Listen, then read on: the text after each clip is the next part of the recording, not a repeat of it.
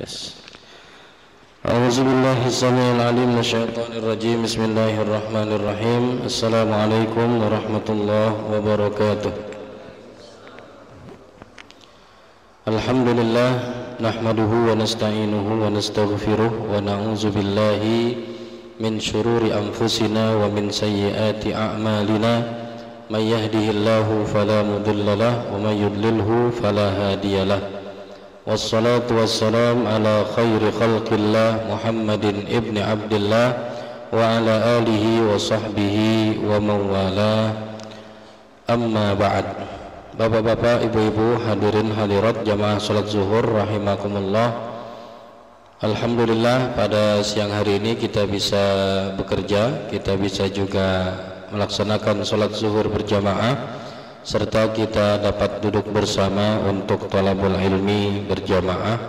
Mudah-mudahan apa yang kita kerjakan semuanya diterima oleh Allah Subhanahu wa taala. Amin ya rabbal alamin.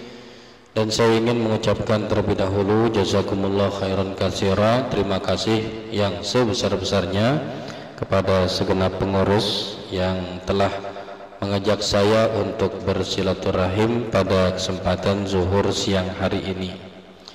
Tema yang ingin saya sampaikan adalah secara umum tentang kurban.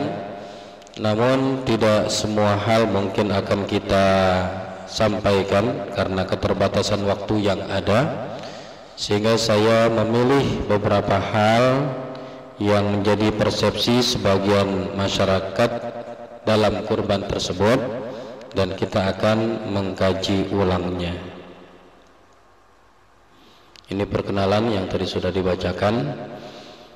Selanjutnya adalah ketika kita ingin melaksanakan kurban, dan pada saat kita membahas tentang kurban, yang menjadi acuan buat kita adalah surat Al-Hajj ayat 36 dan 37, di mana Allah Subhanahu wa taala berfirman, a'udzubillahi minasyaitonir rajim, wal budna ja'alnaha lakum min sya'airillah lakum fiha khair fadhkuru ismallahi 'alaiha sawaffa fa idza wajabat junubuha fakulu minha wa at'imul qani'a wal mu'tarra kadzalika sakharnaha lakum la'allakum tashkurun. Ayat 37, la yanalallaha luhumuha wala dima'uha walakin yanaluhu taqwa minkum kadzalika sakhkharaha lakum litukabbirullaha ala ma hadakum wa basyiril muhsinin. Terjemahannya Bapak dan Ibu bisa lihat sendiri di Quran terjemah. Dan saya ingin mengambil beberapa kesimpulan dalam kandungan ayat tersebut. Pertama, dalam kedua ayat tersebut terkandung bahwa melakukan penyembelihan hewan adalah salah satu bentuk syiar ibadah kepada Allah Subhanahu wa taala. Artinya kita sebagai seorang muslim jangan hanya tahu ibadah itu hanyalah sholat. Jangan hanya tahu ibadah itu hanya puasa Ramadan. Jangan hanya tahu ibadah itu hanya baca Quran, zikir, dan ritual yang sudah kita kenal. Namun hendaknya kita juga mengenal dan mengetahui bahwasanya melakukan penyembelihan hewan kurban itu juga merupakan salah satu bentuk syiar peribadatan. Dan masyarakat kita, saya melihat, tidak menyadari akan hal ini, maka banyak yang meninggalkannya, lebih suka jalan-jalan ke puncak daripada melakukan penyembelihan hewan kurban, lebih suka kumpul-kumpul dengan keluarga daripada melakukan penyembelihan hewan kurban. Ya, saya yakin itu karena mereka tidak menyadari itu sebagai sebuah peribadatan.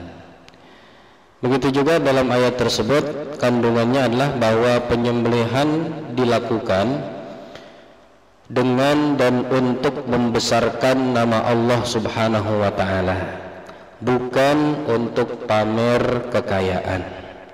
Ini perlu untuk kita jelaskan, ya, mengingat ayat tersebut mengatakan fadhkurusmallahi 'alaiha. Begitu juga ada kemungkinan, ya, masuknya penyakit-penyakit pamer ke dalam hati kita. Di antara kita ada yang bisa beli sapi seharga 11 juta mungkin. Ada juga yang bisa membeli sapi 15 juta, ada juga yang bisa membeli sapi seharga 100 juta. Ya, seperti sapi-sapi yang gede-gede yang 1 ton itu, ya, mungkin 100 juta atau 100 juta lebih. Kira-kira mungkin nggak masuk di dalam hatinya itu perasaan apa ya, perasaan pengen disohorin gitu. Nih lihat nih sapi gue, lo tau nggak harganya berapa? Nah gitu, gede banget nih sapi, berapa harganya? Di atas 100 tahu? Wah, itu sudah mulai ada, oh dia ingin pamer kekayaan. Ya, nah perlu untuk kita ingatkan bahwasanya penyembelihan itu dilakukan untuk membesarkan nama Allah, bukan membesarkan nama pribadi. Ya, untungnya kurban ini sudah selesai pilek dan pilpres, Pak. Ya, kalau kurban ini sebelum pilek dan pilpres kira-kira jadi bahan kampanye nggak, Pak nih? Ya, pasti jadi bahan kampanye. Maka perlu untuk kita ingatkan, ya, Anda mau kampanye atau tidak terserah Anda.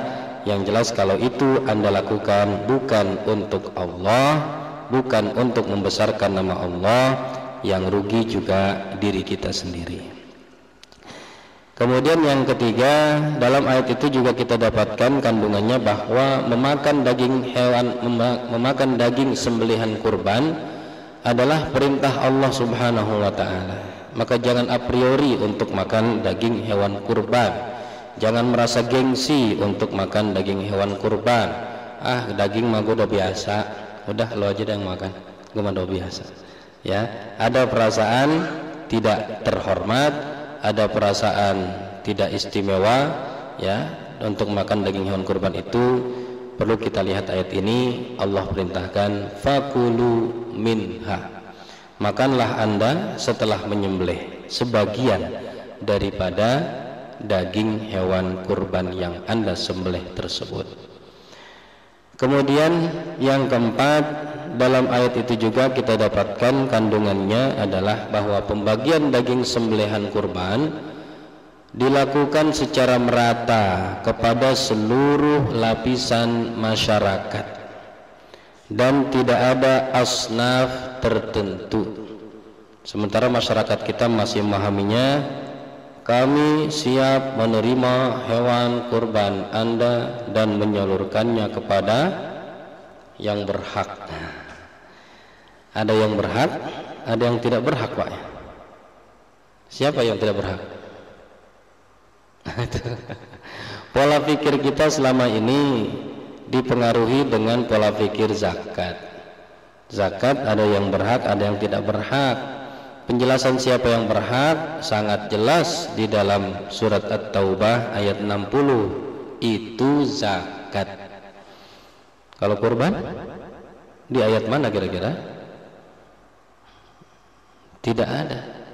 Ya, maka pembagian daging hewan kurban itu dilakukan secara menyeluruh, dilakukan secara merata kepada seluruh lapisan masyarakat. Yang kaya boleh menerima daging kurban, yang miskin boleh menerima daging kurban, yang muslim boleh memakan daging kurban, yang non muslim boleh memakan daging kurban.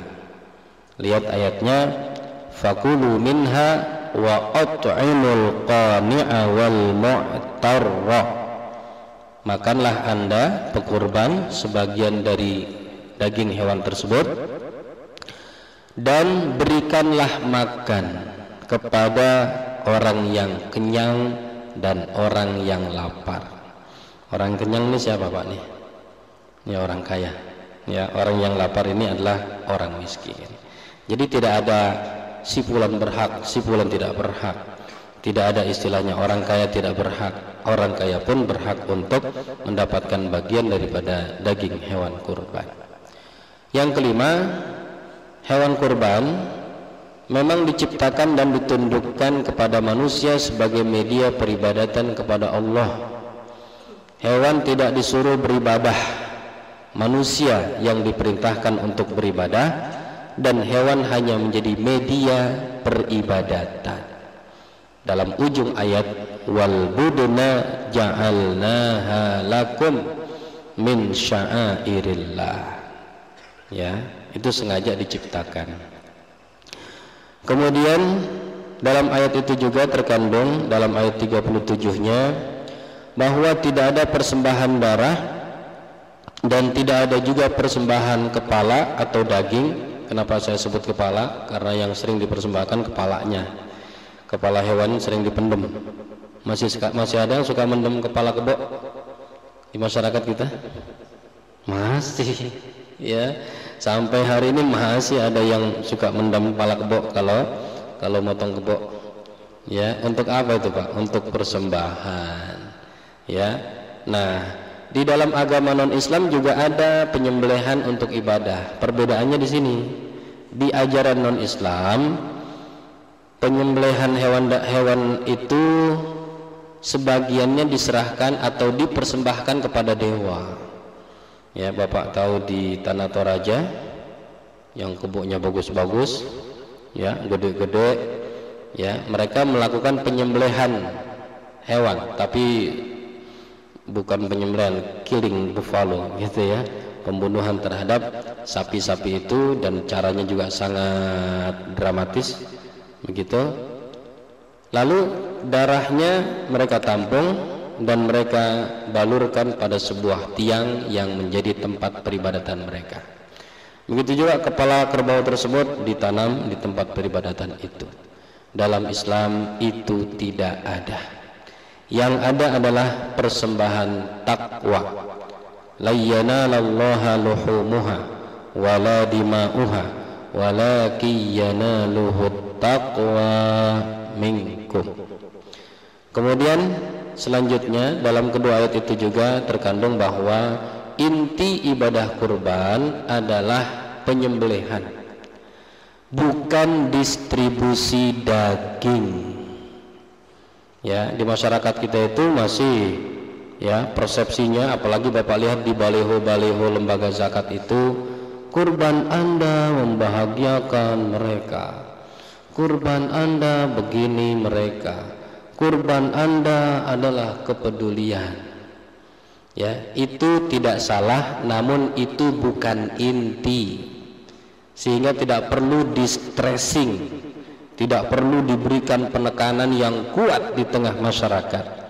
Yang perlu mendapatkan stressing dan penekanan yang kuat adalah kurban itu sebagai ibadah.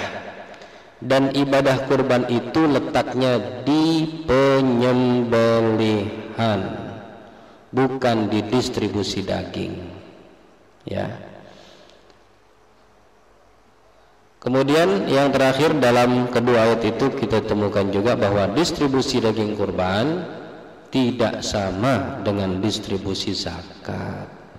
Ya, kalau zakat ada asnafnya, kalau kurban tidak ada asnafnya, semua lapisan masyarakat berhak mendapatkan daging kurban. Baik, kita akan bahas beberapa persepsi yang tadi saya janjikan. Pertama, sebagian masyarakat kita tidak mau menyembelih sendiri hewan kurbannya. Apa alasannya? Macam-macam. Tapi yang mencuat adalah karena tidak tega. Ya, apakah itu alasan yang syar'i? Apakah itu alasan yang benar dan bisa diterima? Kita akan bahas. Yang kedua adalah sebagian menganggap distribusi daging kurban adalah inti daripada ibadah kurban. Itu tadi sudah kita singgung. Yang ketiga, juga banyak masyarakat kita yang patungan membeli hewan kurban. Kenapa? Karena tidak mampu membeli sendiri. Apakah itu benar? Kita akan kaji.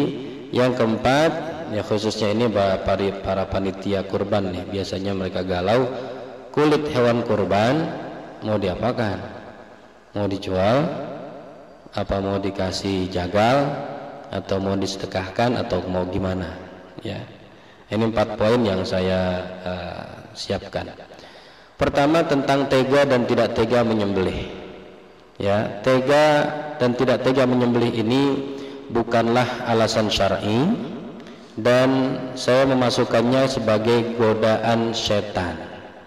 Alladzi yuwaswisu fi sudurin nas minal jinnati wan nas. Ada godaan-godaan yang membuat Anda jadi mundur untuk melakukan perintah Allah, itu namanya yuwaswisu fi sudurin nas, gitu ya. Kalau mau berjihad ada perasaan, ntar kalau saya mati bini saya dinikahin orang lagi. Nah perasaan seperti ini namanya yuwaswisu fi sudurin nas. Dan perasaan tidak tega ketika menyembelih itu juga bagian daripada godaan syaitan tersebut. Saya jelaskan pertama bahwasanya menyembelih hewan kurban dengan tangan sendiri adalah sunnah Rasulullah Shallallahu Alaihi Wasallam yang telah dicontohkan setiap kali berkurban. Jadi bukan sekali 2 kali, setiap kali berkurban maka beliau melakukannya sendiri. Nanti akan saya tampilkan slide hadisnya, ya. Jadi kalau beliau telah mencontohkan, kira-kira itu pekerjaan mulia atau pekerjaan biasa-biasa saja? Ya, tolong Bapak pikirkan. Ya, kalau Rasulullah mengerjakan itu bukan pekerjaan biasa-biasa, itu pekerjaan luar biasa dan itu pekerjaan mulia. Apalagi kalau kita ingin tarik kesimpulannya, Rasulullah ini seorang pemimpin di atas presiden, di atas raja, di atas kepemimpinan yang tinggi. Kalau beliau saja dengan posisi yang sedemikian mau melakukan penyembelihan, semestinya para presiden muslim itu menyembelih sendiri atau tidak? Ya mestinya menyembelih sendiri, bukan sekedar ngasih tambang. Ya, penyerahan simbolis Presiden RI kepada Masjid Istiqlal hanya ngasih tambang doang. Mestinya imam masjid kasih golok presiden. Ya, ayo Pak kita nyembelih di samping. Nah gitu. Ya, itu mesti begitu. Begitu juga gubernur, begitu juga camat, begitu juga wali kota, bupati dan seterusnya. Para pemimpin-pemimpin daerah itu yang muslim hendaknya melakukan sendiri penyembelihannya dan memberikan contoh kepada masyarakat. Di Malaysia, mungkin yang pernah ke Malaysia, tapi walaupun kita nggak pernah ke Malaysia, kita bisa lihat di YouTube atau di tempat yang lain, ya, kepala-kepala daerah di Malaysia itu apa namanya? Mereka melakukan sendiri. Mereka turun untuk melakukan penyembelihan. Ya.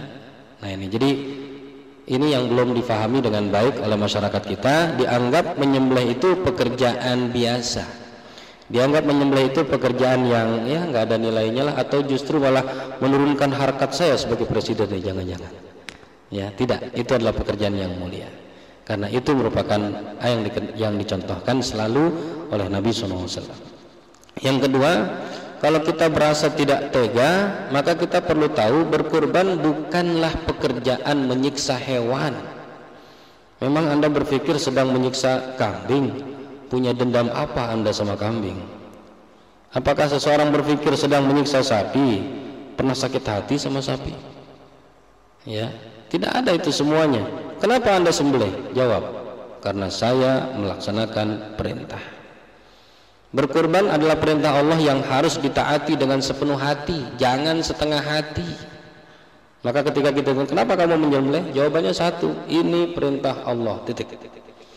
Ya, maka perasaan-perasaan yang tadi kita sebut sebagai waswasatus syaitan itu akan hilang. Begitu juga berkurban adalah meneladani Nabi Ibrahim yang begitu taat menerima perintah Allah walaupun harus menyembelih putranya sendiri. Kalau bicara tega dan tidak tega, kira-kira Nabi Ibrahim bakal tega atau tidak bapak dan ibu menyembelih putranya?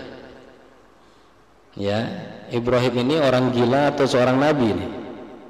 Seorang nabi ya, bukan orang gila ya. Tapi kok beliau menyembelih anaknya? Kenapa? Karena ini adalah perintah Allah. Perintah Allah kepada Nabi Ibrahim jauh lebih berat daripada perintah Allah kepada kita. Kita hanya disuruh menyembelih kambing, kita hanya disuruh menyembelih sapi, kita hanya disuruh menyembelih unta. Tidak pernah kita diperintahkan menyembelih putra putri kita sendiri. Ya, kalau Bapak jadi Nabi Ibrahim, kira-kira tega atau tidak? Jelas tidak tega, tapi dilaksanakan atau tidak? Dilaksanakan. Kenapa? Karena ini adalah perintah Allah. Maka dalam Al-Quran itu diceritakan ketika Nabi Ibrahim menerima perintah menyembelih putranya, tentu terjadi perasaan-perasaan yang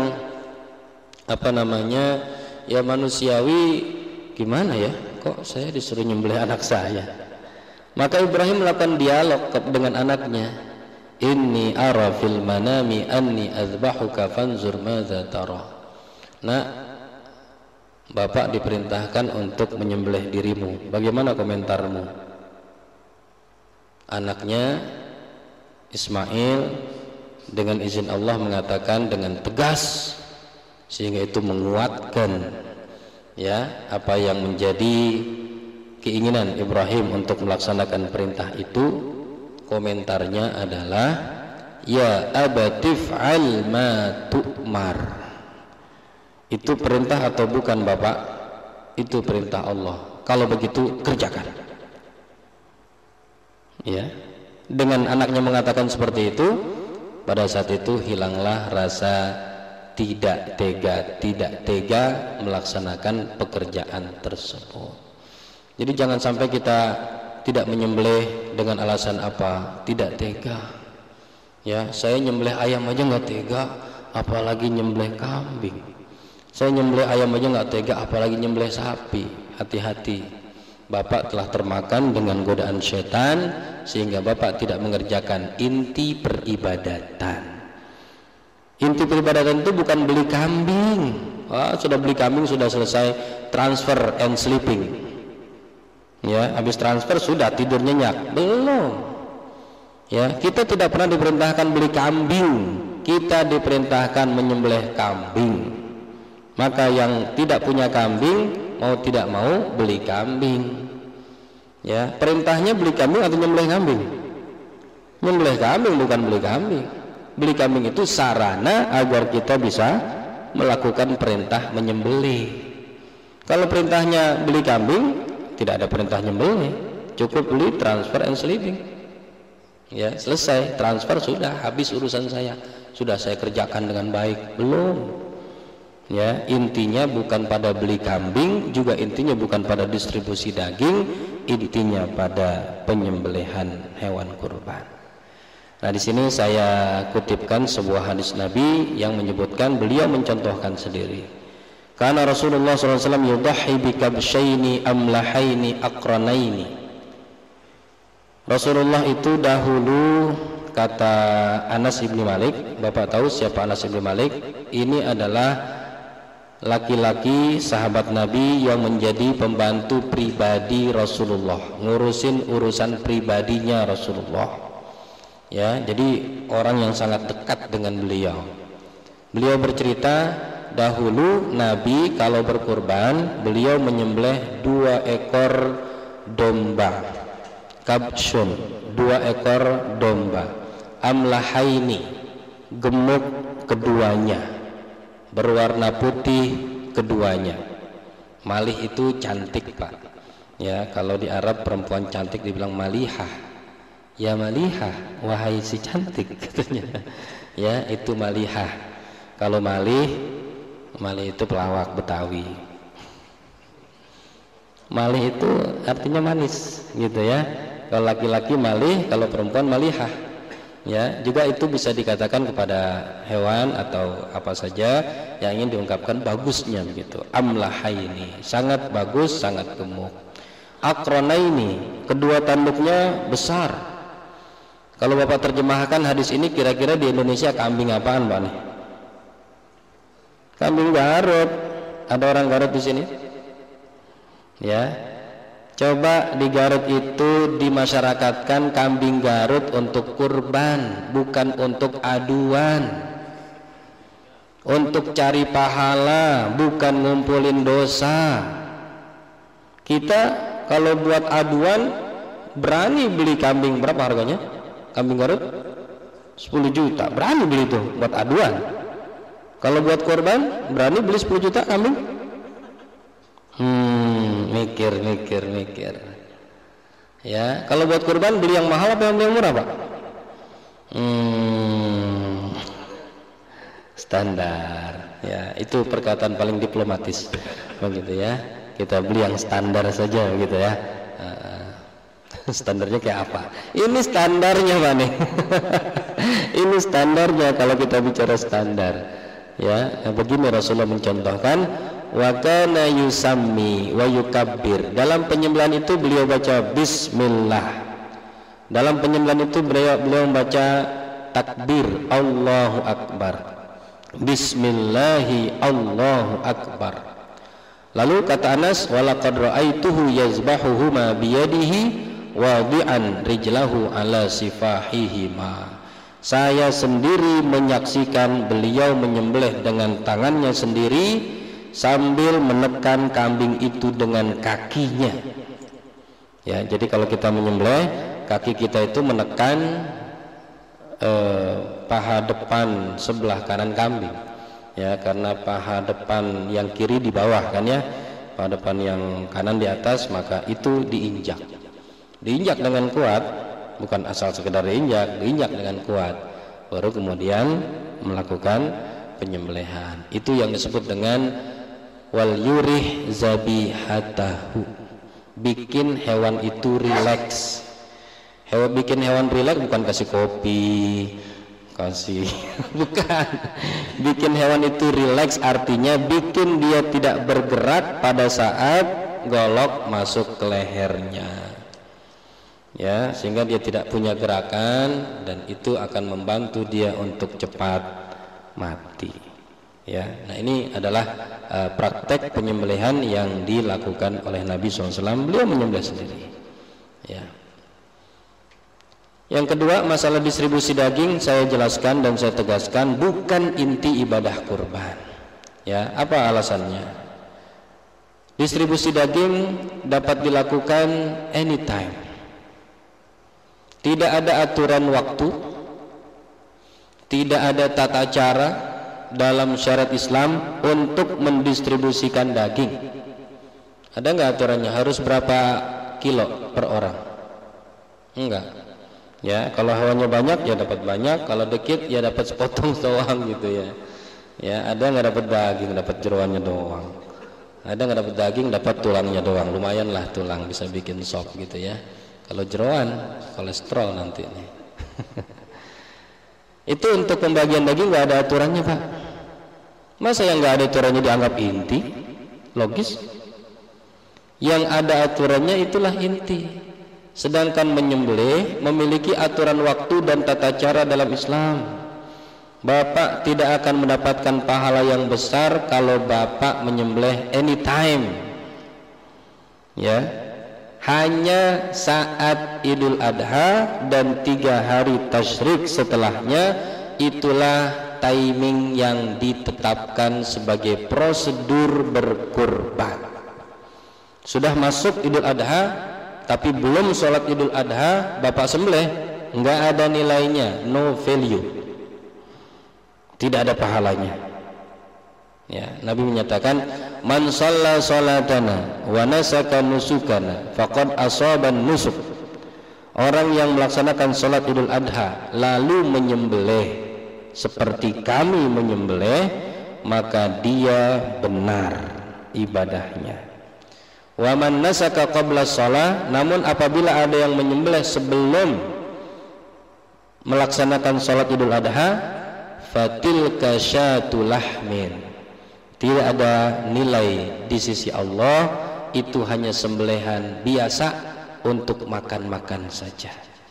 Sembelihan untuk memperoleh daging, bukan sembelihan untuk memperoleh pahala dari Allah Subhanahu wa taala, bukan sembelihan untuk memperoleh kedekatan dengan Allah Subhanahu wa taala, namun pahala penyembelihan hanya untuk dapat daging doang.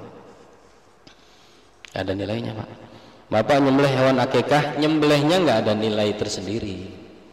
Ya, Bapak nyembelih, kalau Bapak dagang sate kambing mungkin gitu ya, nyembelih kambing buat dagang gitu, buat dagang sate, nggak ada nilainya Pak. Yang ada nilainya dan sangat besar nilainya hanya dalam kurban, dia punya aturan tertentu. Inilah inti ibadah kurban. Ya, begitu juga saya sampaikan argumentasi, jika pendistribusian daging adalah inti ibadah kurban, maka tidak akan ada hadis Nabi yang memerintahkan untuk menyembelih hewan kurban. Tapi semua hadis tentang udhiyah itu bicaranya nyembelih, bukan bicara beli kambing. Bukan juga bicara distribusi daging, tapi bicara nyembelih. Man wajada sa'atan falam yudahhi, gitu. Tapi dia tidak menyembelih kurban, bukan tidak beli kambing kurban, bukan tidak mendistribusikan daging kurban, tapi tidak menyembelih kurban. Ya, fala yaqrabanna musallana. Ya, begitu juga argumentasi yang ketiga saya sampaikan bahwa jika pendistribusian daging adalah inti ibadah kurban, maka kita nggak perlu repot-repot membeli hewan hidup, tidak perlu repot-repot menyiapkan jagal, tidak perlu repot-repot menyiapkan tempat penyembelihan. Cukup bagi kita beli daging, titik, lalu kita distribusikan. Lebih simpel lagi, beli kornet, betul kan? Nggak usah repot-repot. Bapak beli kerbau, taruh di mana nih kerbau? Taruh di masjid. Masjidnya bau gak? Bau. Seminggu hilang baunya? Enggak itu. Itu baru, maaf ya, itu baru kotorannya saja. Belum lagi kalau nyembelihnya di masjid, lah halaman masjid, darahnya amis, bau nggak? Bau. Ya, ngapain kita repot-repot? Kalau kita sewa jagal, berapa ratus ribu rupiah per ekor sapi? Berapa ratus? Siapa yang jadi panitia? 500. Udah naik. Wah, karena gas naik kali ini. Ya, masya Allah, kita harus mengeluarkan biaya lagi, ya, dan lain sebagainya. Maka coba kita perhatikan, kenapa kita harus beli hewan hidup? Kenapa kita rela untuk mengeluarkan biaya operasional lagi? Kenapa begini? Kenapa begitu? Kalau kita menganggap intinya distribusi daging, nggak usah itu semua, nggak perlu. Kalau kita menganggap intinya distribusi daging, beli kornet, bagi, sebarkan. Ya, coba kita lihat Pak yang sudah haji, ya. Ketika Bapak haji tamattu, Bapak bayar dam nggak? Bayar dam. Bapak nyembelih nggak? Enggak. Bapak tidak anggap itu penting sih, jadi cukup bayar, titik. Ya, kalau kita anggap itu penting, maka kita akan lakukan penyembelihan itu. Penyembelihan itu boleh nggak di Indonesia aja deh? Ntar kalau udah pulang haji baru nyembelih gitu, boleh nggak? Nggak boleh. Penyembelihan itu harus di tanah haram. Tapi daging yang dikumpulkan dari hewan hadyu, dari jamaah haji yang ada, itu masya Allah besar sekali, didistribusikan kemana? Ke seluruh dunia, ke Afrika dapat, ke Asia dapat, ya, ke berbagai tempat dapat. Kalau untuk distribusi daging, mereka bikin kornet cukup. Tapi ibadahnya, penyembelihannya tidak bisa dilakukan di Afrika, tidak bisa dilakukan di Asia. Ibadahnya ikut prosedur. Prosedurnya penyembelihan di tanah haram bagi jamaah haji. Ya, itu. Kalau kita paham itu, insya Allah kita paham ini, ya. Jadikan menyembelih itu sebagai satu hal yang inti. Jangan kita berpikir tentang kepedulian atau distribusi daging. Distribusi daging bisa dilakukan anytime. Kepedulian bisa dilakukan every time, bukan saat kurban saja. Ya, saya perlu bicara nih dengan lembaga-lembaga zakat nih, ya, untuk memberikan masukan seperti ini. Baik, saya tampilkan kenapa saya begitu ngotot untuk kita bisa menyembelih, ya, bukan mendistribusi daging. Dalam hadis riwayat Tirmizi dari Aisyah, Nabi bersabda, "Ma amila adamiyun min amalin yauman nahri ahabba ilallah min ihraqid dami." Tidak ada pekerjaan yang lebih besar pahalanya, lebih dicintai oleh Allah pada hari raya Idul Adha dan pada hari tasyrik, kecuali menumpahkan darah, bukan tawuran. Menumpahkan darah artinya menyembelih hewan. Maka menyembelih hewan ini lebih besar daripada sholat Idul Adha itu sendiri pahalanya. Maka menyembelih hewan ini lebih besar daripada distribusi daging itu sendiri pahalanya, dan lebih besar daripada pahala-pahala yang lain. Ya, nah di sini perlu untuk kita perhatikan. Jadi kalau kita sudah berbondong-bondong untuk melaksanakan sholat Idul Adha itu udah bagus, tapi ada hal yang lebih besar yang kita abaikan tadi. Setelah sholat Idul Adha semestinya kita juga berkumpul di lapangan atau di tempat penyembelihan, dan kemudian kita bersama-sama melakukan penyembelihan. Ya, bukan kita jalan-jalan ke puncak ataupun kita tidur-tiduran di rumah. Ya, karena kita ingin mendapatkan yang lebih besar. Ya, penjelasan lebih besarnya itu satu bulu satu hasanah, bukan satu ekor satu hasanah, satu bulu. Satu bulu domba, satu domba berapa bulunya? Saya tidak tahu. Ya, Bapak tahu? Saya nggak tahu, dan belum ada yang pernah menghitung satu ekor domba bulunya berapa. Nah, tinggal dikali. Dari situ saja baru kita nggak bisa ngitung, Pak. Belum lagi, maaf nih, kotorannya kan kita buang tuh, jadi sampah ya. Tulangnya kan kita buang ya, nggak kita makan kan ya. Paling kita rebus ngambil karinya doang kali. Ya. Apanya lagi? Kukunya kita buang juga. Ya. Tanduknya kita buang juga. Itu semuanya jadi sampah, Pak. Tapi jangan dikira itu sampah di mata Allah. Yang sampah di mata kita itu adalah pahala di mata Allah untuk kita. Jadi Allah menghargai yang kita anggap sampah. Subhanallah. Apalagi yang dimakan sama orang, apalagi daging yang Bapak berikan kepada seseorang. Ya, itu tetap dihitung dan penyembelihannya lebih daripada itu semuanya. Nah, ini adalah gambaran sedikit tentang pahala daripada menyembelih. Ya, kalau distribusi daging itu sedekah biasa, bukan hal yang istimewa. Selanjutnya patungan dalam berkorban. Ya, kenapa orang kita berbondong-bondong patungan? Di sekolah juga anak kita diminta. Ya, Bapak anaknya 3, masing-masing diminta 50.000, Pak. Ya, di sini gocap, sini gocap, sini gocap. Ya, buat apa, Nak? Buat kurban. Ya, 50.000 beli kambing 1 kelas. Coba kita perhatikan, berkurban adalah perintah Allah hanya kepada mereka yang mampu membeli kurban pada hari nahar dan hari tasyrik. Yang tidak mampu membeli hewan kurban tidak ada beban dan tidak perlu bersedih, karena kurban Anda telah di-cover oleh Nabi Shallallahu Alaihi Wasallam. Bagi yang tidak mampu ya, tapi bagi yang mampu menyembelih. Dan seruannya hanya kepada yang mampu. Kalau Jakarta ini susah, Pak, cari orang nggak mampu. Menurut Bapak yang miskin siapa? Tukang ojek miskin, Pak? Belum tentu. Sopir angkot miskin? Belum tentu, Pak ya. Coba kalau kita hitung, mereka merokok nggak itu? Merokok. Sehari sebungkus. Sebungkusnya 10.000. Sabtu Minggu libur nggak ngerokok? Enggak ya, tetap ngerokok kan? Berarti sebulan 30 hari persis, Pak ya. Berarti sebulan 300.000. 300.000 kali 10 bulan saja, nggak usah kali 12 bulan. Cukup nggak buat beli kambing? Cukup banget. Mampu nggak berarti? Tinggalkan rokok. Ya, jadi tidak miskin itu sebetulnya.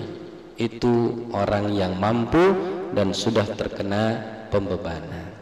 Ya, yang nggak mampu itu tidak ada pembebanan. Yang nggak mampu jangan bersedih, tapi yang mampu jangan pura-pura tidak mampu. Ya, belajar berkorban bukan dengan patungan uang. Ya, anak-anak biar belajar kurban, kan itu tidak ada pembelajaran di situ. Justru salah kalau pembelajaran kurban dengan patungan, salah. Ya, belajar kurban itu dengan memantapkan akidah. Saya tanya, Bapak percaya nggak dengan pahala? Bapak percaya dengan janji Allah dan Rasulnya? Kalau Bapak percaya, Bapak memiliki akidah yang mantap dan Bapak siap untuk melaksanakan semua perintah Allah Subhanahu wa taala. Tapi kalau Bapak setengah percaya, Bapak belum memiliki akidah yang benar. Dan mau nggak Bapak kerjakan perintah Allah kalau setengah percaya?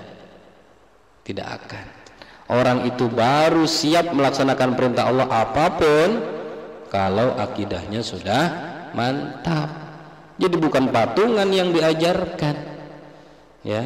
Walaupun kalau mau patungan ya silahkan, tapi bukan kurban itu namanya patungan. Ya buat beli kambing, makan-makan, nyatek gitu aja. Ya, nyembelihnya tidak ada nilai, bukan nilai kurban. Ya hanya sekedar makan-makan kambing saja, ya sebagaimana orang yang berkurban makan daging. Ya, tidak ada nilai yang benar dalam hal tersebut. Jadi tidak sah berkurban dengan patungan membeli seekor kambing rame-rame satu kelas atau satu kampung atau satu majelis taklim. Ya, patungan yang benar untuk kurban hanyalah patungan satu ekor sapi atau kerbau bersama 7 orang atau patungan satu ekor unta bersama 7 sampai 10 orang. Itu patungan yang benar. Kerbau 20 orang juga tidak benar. Kerbau satu kelas juga nggak benar. Kerbau satu majelis taklim juga nggak benar. Ya, yang benar 7 sampai 10 orang saja untuk kerbau, sapi dan unta. Nah, ini dalil yang tadi saya ungkapkan. Nabi mengatakan man wajada sa'atan, yang punya kemampuan, yang tidak punya saya tidak minta. Yang tidak mampu saya tidak perintah. Jangan bersedih, Anda sudah saya cover, ya, berkorbannya. Nah, itu. Tapi yang mampu tapi tidak berkorban, Nabi anggap itu bukan golongan saya. Fala yaqrabanna musallana. Nah, ini landasan patungan 7 sampai 10 orang, Pak, ya. Saya bukan asbun atau sekedar ngomong. Ya, ini dalilnya.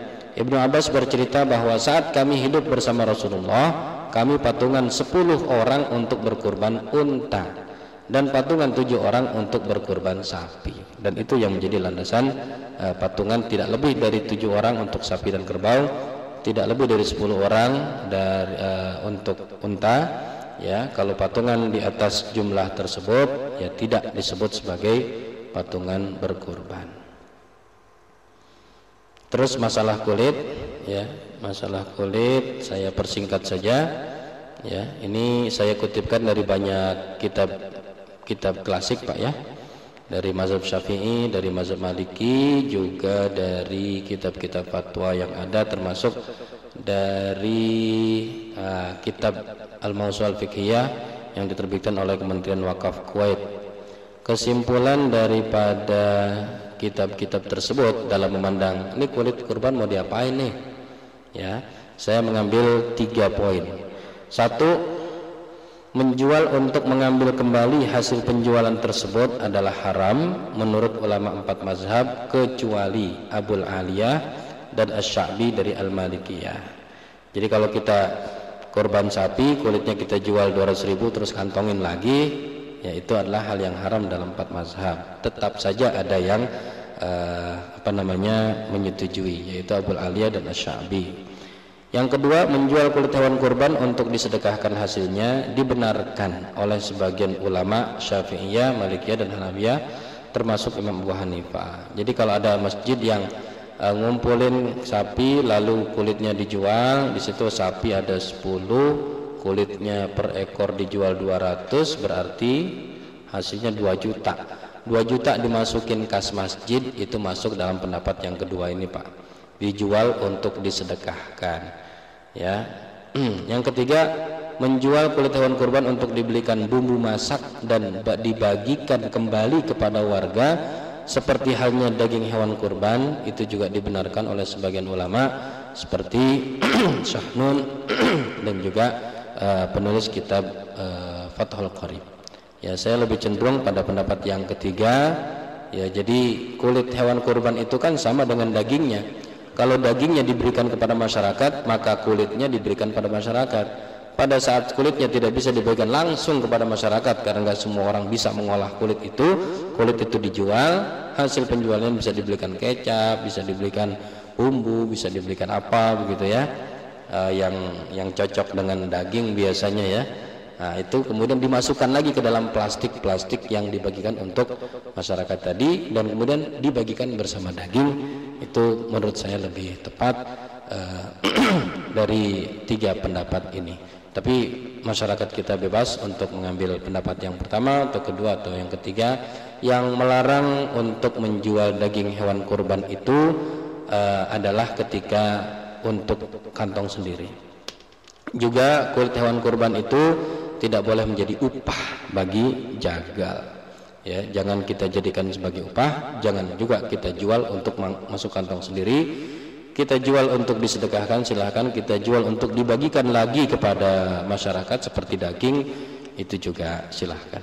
Allahu a'lam bishawab. Silakan kita buka diskusi dan dialog. Silakan Pak. Waalaikumsalam warahmatullahi wabarakatuh.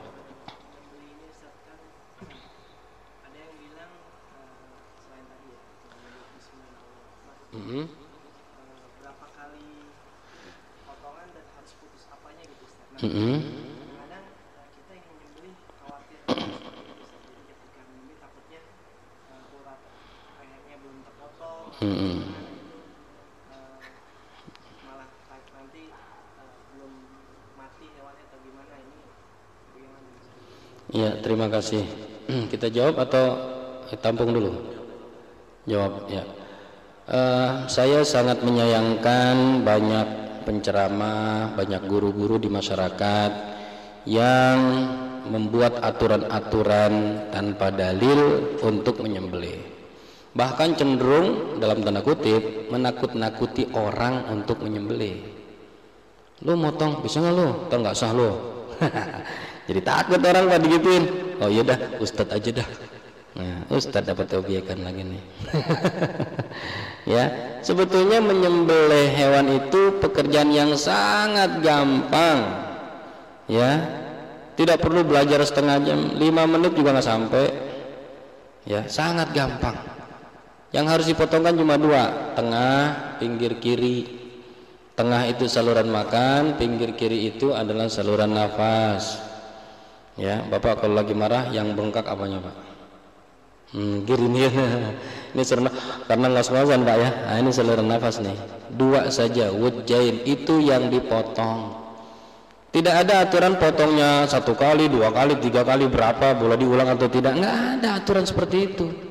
Namanya potong, Bapak paham potong? Apa itu potong? Ya potong artinya memutuskan. Putus sudah, ya sudah selesai. Apa lagi? Belum putus, putuskan.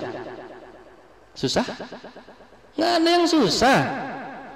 Ya, itu pekerjaan yang sangat mudah. Jangan ditakut-takuti orang sehingga orang jadi takut menyembelih. Bacaannya juga singkat, Bismillahirrahmanirrahim. Red. Gitu aja. Apa susahnya? Baca ini, baca. Wah, banyak banget, nggak hafal gue dah. Udah Ustaz aja. Mundur kita. Padahal itu inti ibadah, kita bisa melakukan, tidak usah diwakilkan. Gitu. Dan memang saya tahu memang di beberapa tempat, maaf ya, harus buka kartu nih Pak nih. Di beberapa tempat nyembelih sapi itu obyekan Pak. Jadi ketika seorang ustadz nyembelih itu ada honornya. 1 sapi 150.000. Kalau 10 sapi lumayan sehari kan, 1,5 juta.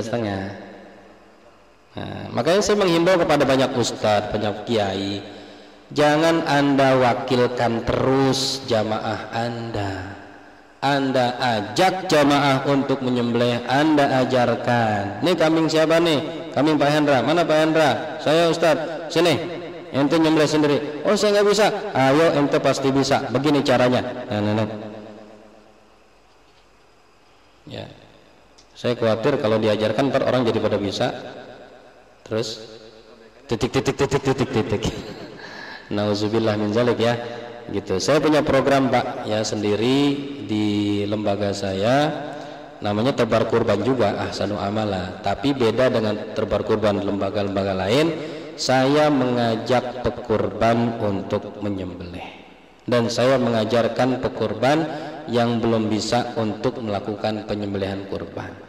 Pertama memang ngegal-ngegal juga dikit ya, gemeter juga ya, tapi ketika kita ajarkan, kita berikan dorongan, kita berikan motivasi, bisa dia tahun depan dia sudah bisa lakukan sendiri. Ya, tidak ada yang gimana-gimana dalam menyembelih itu, tidak ada aturan yang susah-susah, dan tolong jangan ditakut-takuti orang untuk menyembelih. Ya, kalau ada teman kita yang nggak bisa nyembelih, dibimbing, bukan ditakut-takutin. Kalau ada yang belum bisa menyembelih, dimotivasi agar bisa, jangan ditakut-takutin. Gitu Pak ya. Jadi cukup pisaunya tajam, putuskan 1, 2, baca Bismillahi Allahu Akbar. Wallahu a'lam. Silakan. Silakan Pak. Waalaikumsalam warahmatullahi wabarakatuh. Silakan. Iya. Tapi dia teringat bahwa dia memiliki hutang. Bagaimana yang asal? Cicilan motor belum selesai Pak. Hutang ini kan ada yang jatuh tempo, ada yang tidak. Kalau memang tidak bertentangan, jangan dibentur-benturkan Pak. Saya nggak tahu hakikat yang Bapak bicarakan ini yang mana gitu ya. Tapi Bapak sendiri yang tahu. Kalau tidak berbenturan, jangan dibentur-benturkan. Ini dulu atau itu. Tidak berbenturan, kerjakan semuanya. Ya, kadang-kadang itu juga menjadi was-wasa juga. Padahal sih kalau nggak ada kurban, hutang juga nggak dibayar juga. Ya, ini masyarakat kita nih, giliran mau ibadah ada aja alasannya. Nah itu, ya, kenapa ente nggak puasa sunnah? Nggak bangun semalam, gitu. Ada aja alasannya gitu ya.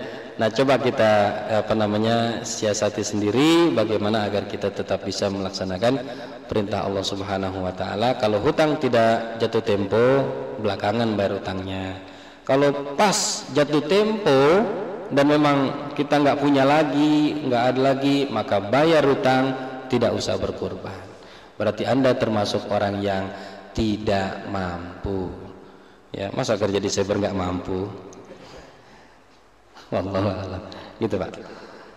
Ibu-ibu juga boleh menyembelih Bu. Ya, tidak ada larangan bagi perempuan untuk menyembelih. Ya, ibu-ibu perempuan boleh menyembelih. Jangan takut, kakinya sudah diikat, palanya sudah diikat, ibu tinggal gorok doang. Apa susahnya? Gitu ya. Nah, jadi sebetulnya gampang untuk dilaksanakan, cuma banyak yang nakut-nakutin masyarakat sehingga masyarakat jadi takut untuk melakukan ibadah yang istimewa ini. Yang ketiga, silakan. Waalaikumsalam warahmatullahi wabarakatuh. Dianjurkan berpuasa sebelum penyembelihan. Mungkin itu ada hikmahnya kali ya, saya nggak tahu. Berpuasa sebelum penyembelihan. Yang kedua, amalan apa yang nilainya sama dengan kurban atau pergi haji yang tidak mampu? Iya. Iya. Kalau berpuasa sebelum menyembelih haram Pak, karena kita menyembelih pada hari raya Idul Adha, dan hari Idul Adha adalah hari haram berpuasa.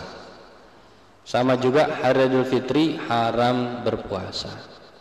Ada ngajarin Bapak untuk berpuasa? Sebelum ada penyembelihan katanya nggak boleh sebelum lebarannya gitu. Bukan, itu bukan puasa. Sekedar tidak makan, jangan disebut puasa. Nanti itu Bapak anggap sebagai ibadah lagi.